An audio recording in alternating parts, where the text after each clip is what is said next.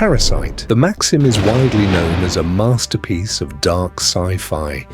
But what if the story we saw on screen was just the surface of a much darker, more disturbing reality? Welcome to the ultimate Parasite Iceberg. We will descend through 5 distinct layers of madness. We'll start at the surface, but as we go deeper, we will uncover deleted subplots, horrific lore theories, and psychological mysteries. At the absolute bottom lies a truth so unsettling. Are you ready to see how deep the abyss goes? Let's dive in. Level 1. The surface. This is the comfort zone. If you're a casual fan, you probably know these entries by heart, but don't let your guard down. The horror is already crawling under your skin. Let's start with the basics. Shinichi's alien buddy, Migi. Ever wonder why he got that name? It's actually dead simple. Migi is literally just the Japanese word for right, because he failed to hijack Shinichi's brain and ended up stuck in his right hand. It's a bit of dark comedy when you think about it. A hyper-intelligent, cold-blooded killing machine named after a basic body part. It's peak anime logic, but it sets up their entire dynamic perfectly. Next up, the massive gap between the manga and the anime. Most fans who binged the show back in 2014 don't realize Parasite is actually ancient. The original manga dropped all the way back in 1988. When Studio Madhouse finally picked it up over 2 decades later, they gave it a massive facelift. They threw out the late 80s mullets and retro clothes, replacing them with smartphones, modern fashion, and heavy EDM tracks. Madhouse absolutely cooked with this adaptation. They took an old-school horror classic and made it feel fresh and terrifying for a modern audience. Shinichi's glasses aren't just a fashion statement, it looks like a classic anime trope at first. Nerd wears glasses, loses them, gets a glow-up. But in Parasite, it's way darker. At the start, those glasses represent his vulnerability, his innocence, and his basic humanity. After Migi merges with his heart, Shinichi's vision is completely fixed, and he ditches the specs for good. But it's a tragic trade-off. He gains perfect eyesight and superhuman reflexes, but he loses his ability to cry. The glasses were his shield. Without them, he's exposed to the brutal reality of the food chain. This is the exact moment the series shifts into absolute overdrive.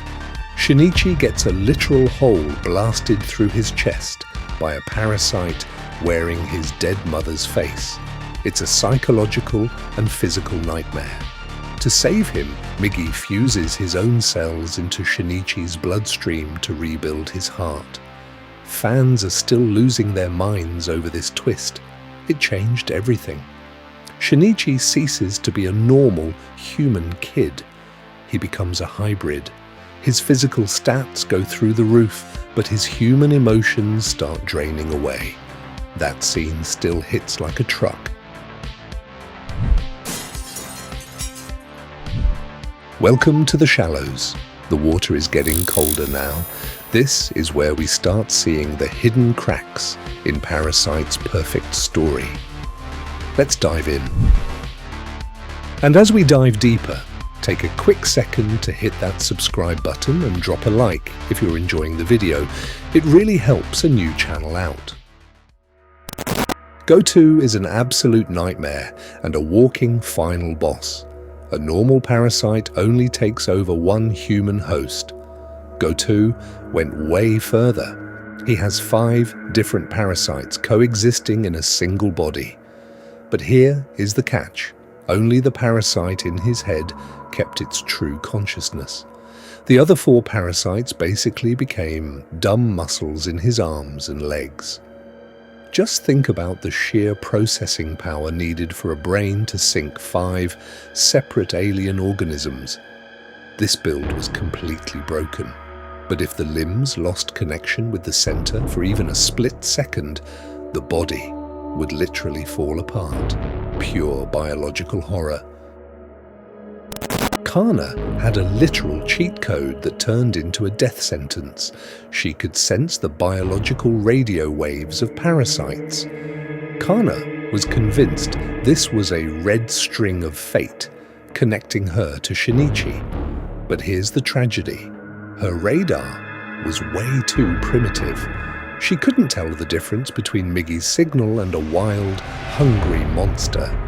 Her gift became the perfect beacon for her own executioner. Fans are still losing their minds over this scene. It was pure, brutal irony. She was running toward love, but walked right into a slaughterhouse. After the tragedy with Shinichi's mother, Parasite subtly shifts into a deeply uncomfortable domestic thriller. Look closely at his father's trauma. He isn't just sad. He's suffering from a creeping, subconscious dread. In this haunting panel, he drops a line that chills Shinichi to the bone. I sometimes wonder if you're made of iron. He doesn't know about Migi, but on an instinctual level, he senses the dead, cold change in his own son. He feels the monstrous lack of human grief. While the anime delivers this scene with emotional, tragic music, the manga handles it with raw, suffocating silence. The heavy, dark ink lines make this family disconnect feel far more isolating and terrifying for Shinichi. It's not a monster outside, it's the horror of your own father looking at you like a stranger.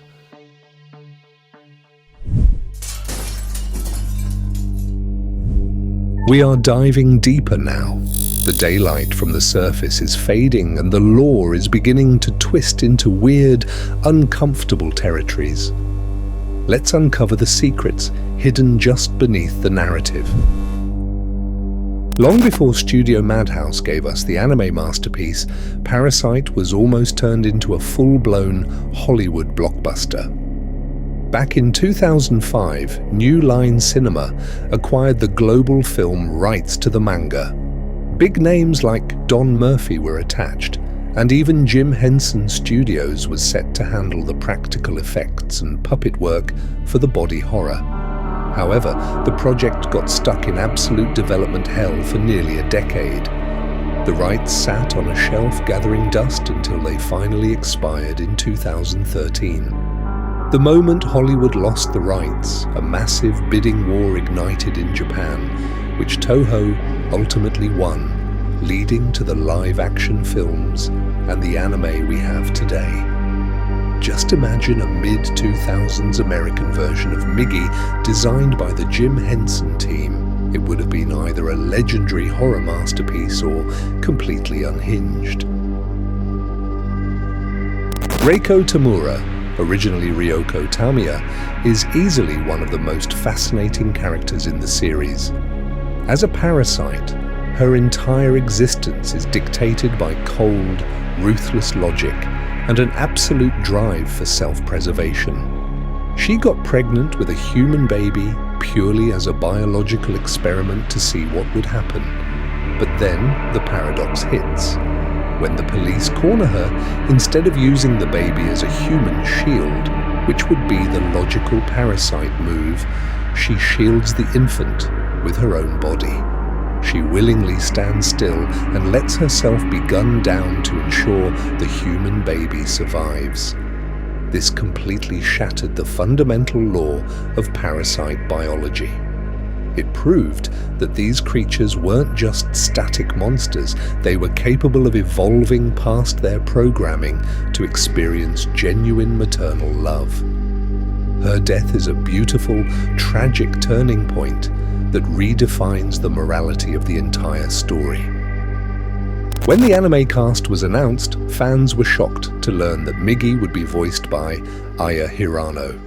If you know anime, you know her as the voice behind hyper-energetic, cute, and iconic characters like Haruhi Suzumiya or Misa Amane from Death Note. Having her play a cold, genderless alien hand seemed like bizarre miscasting. これ右手失敗 But she absolutely crushed it with an experimental vocal performance.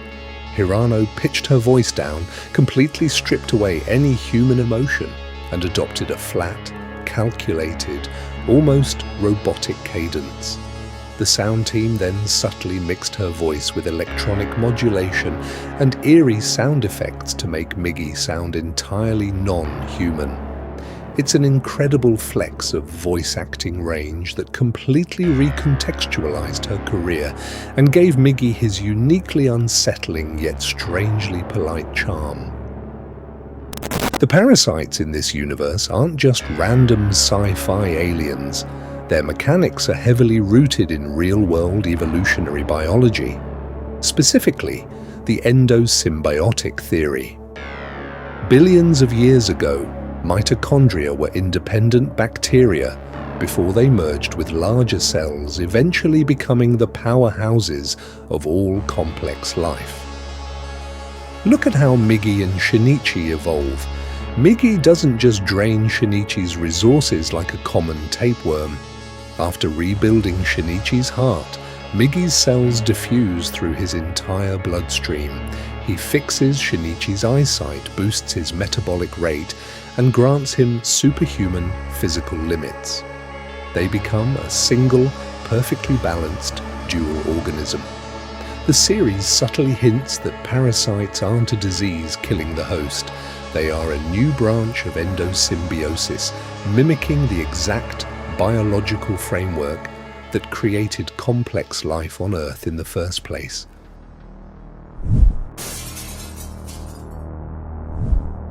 We are entering the abyssal zone. The casual theories are gone, replaced by expanded canon, global conspiracies, and heavy philosophical concepts.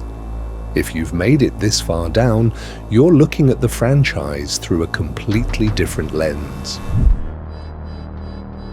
If you only watched the anime, you completely missed out on Neo-Parasite M and Neo-Parasite F. These are official manga anthologies created to celebrate Hitoshi Iwaaki's work, where a massive lineup of famous manga artists, including Hiro Mishima of Fairy Tail and Akira Hiramoto of Prison School, were given permission to write their own stories in the Parasite universe. These stories range from absolutely hilarious to deeply disturbing. Some chapters explore how parasites react to modern subcultures, while others feature tragic side stories of other hosts who weren't as lucky as Shinichi. It expands the universe's lore by showing that Migi and Shinichi's bond was an absolute statistical miracle. Almost every other partial takeover ended in grotesque failure or immediate execution. At the end of the series, Migi chooses to enter a deep, indefinite hibernation within Shinichi's body, promising to likely never wake up again. On the surface, it looks like he's just tired after using too much energy, but the psychological reality is way deeper. Migi realized that his constant connection to Shinichi's brain and emotions was fundamentally changing him.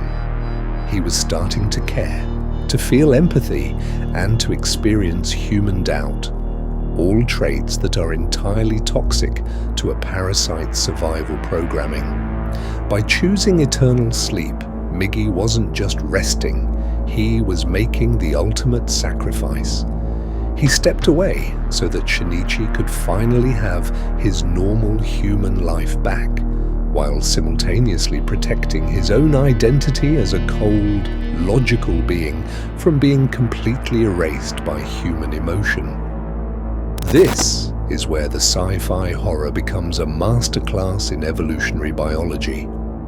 The entire concept of the parasites, creatures completely devoid of human morality, operating solely for their own survival, is a literal manifestation of Richard Dawkins' famous 1976 concept, the selfish gene. Dawkins argued that evolution is driven by the blind, ruthless desire of genes to replicate, no matter the cost. The parasites are the ultimate selfish genes. But here is the brilliant twist the author pulls. Migi's evolution proves the exact opposite. By the end, empathy, altruism, and self-sacrifice prove to be a far superior survival strategy than cold, biological selfishness. The series isn't just an action show, it's a direct, brutal debate with real-world evolutionary theory. A massive chunk of the anime community credits Tokyo Ghoul as the pioneer of modern, psychological, urban body horror. But the truth is, Sui Ishida didn't just take inspiration from Parasite, he basically used its exact conceptual skeleton. Think about it. An ordinary high schooler experiences a sudden, agonizing physical transformation. He can no longer eat regular human food. He is trapped exactly on the borderline between two warring species, desperately fighting to keep his humanity while delivering heavy, philosophical monologues. Shinichi Izumi did all of this back in 1989. Parasite is the absolute patient zero of this entire subgenre. Without Shinichi paving the way, Kaneki Ken would literally not exist.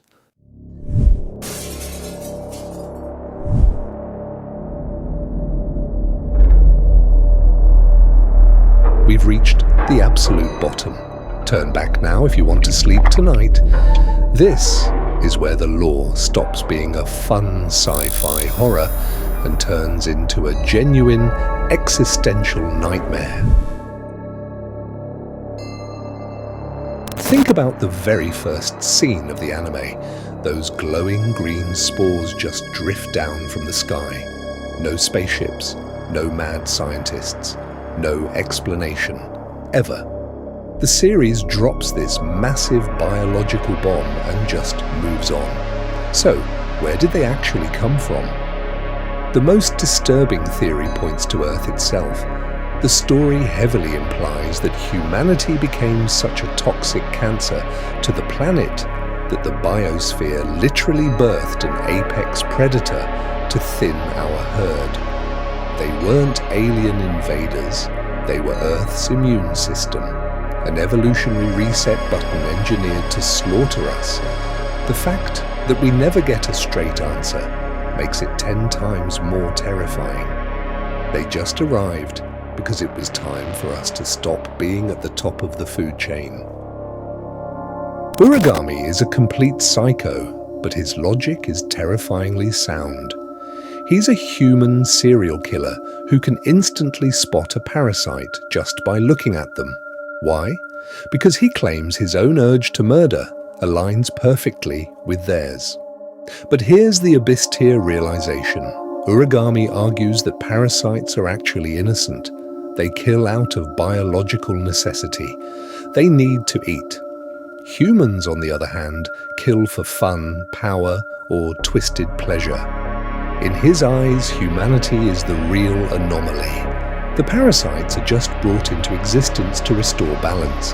When he looks at Shinichi, he doesn't see a hero. He sees a hypocrite trying to protect a species that thrives on destruction. It completely flips the moral compass of the entire show. This is the ultimate thematic head trip of the entire series. Parasite is famous for its brutal environmental message. It constantly bashes humanity for destroying the ecosystem. Major villains like Mayor Hirakawa literally give entire speeches about how humans need to be culled to save the planet, and the show kind of agrees with them. But then comes the paradox. By the end, the narrative completely pivots. It shows that despite all our flaws, human empathy is a beautiful, necessary force. The parasites start adopting human traits, learning to love and sacrifice themselves. So, what is the actual takeaway? Are we a plague that needs to be wiped out? Or is our flawed humanity the only thing worth saving? The series leaves you drowning in this contradiction. It forces you to look in the mirror and realize that maybe, just maybe, the monsters were right about us all along. And that concludes the Parasite Iceberg. We've traveled from simple anime tropes straight into the existential dread of the abyss. If you enjoyed this descent, you know what to do. Your support is the ultimate fuel for the next investigation we're already preparing. Let me know in the comments which fact from the abyss broke your mind the most.